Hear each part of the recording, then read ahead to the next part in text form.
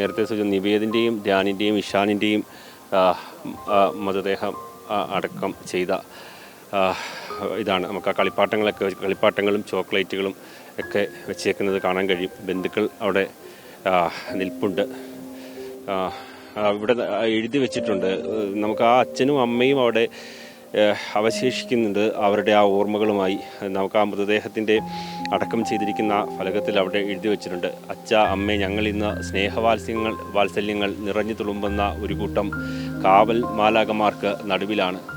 പക്ഷേ ഞങ്ങളുടെ അച്ഛനും അമ്മയും കൂടെയില്ലല്ലോ എന്ന സങ്കടമാണ് ഞങ്ങളെ അലട്ടുന്നത്. എങ്കിലും ഞങ്ങൾ നിങ്ങൾക്ക് മുമ്പിൽ പുഞ്ചിരിക്കാൻ ശ്രമിക്കുന്നുണ്ട്. എന്നിട്ട് സംസാരിക്കുന്നതായിരിക്കും. തീർച്ചയായും ഇവിടെ റിപ്പോർട്ട് ചെയ്യാൻ വന്ന നിലയിൽ ഇതൊക്കെ കാണുമ്പോൾ ആസിഫിനടക്കം വികാരഭരിതനാകുന്നു എന്നാണ് മനസ്സിലാക്കാൻ സാധിക്കുന്നത്.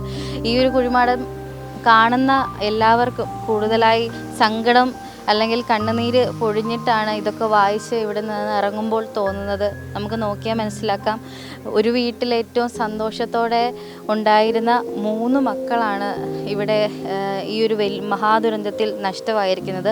ആ കുടുംബത്തിൽ 5 പേരെയാണ് പൂർണ്ണമായി നഷ്ടമായ. അതിൽ 3 പേരും കുട്ടികളാണ്.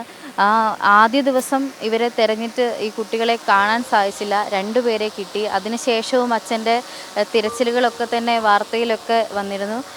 ഇവിടെ ആളുകളൊക്കെ തന്നെ പ്രാർത്ഥിക്കാനും അതോടൊപ്പം ഈ കുട്ടികളുടെ അടുത്തുമൊക്കെ എത്തുന്നു. ആകെ അവർക്ക് ഒന്നുമില്ല, ആ ഒരു ജീവിതമാണ് ഇപ്പോൾ ഉള്ളത്.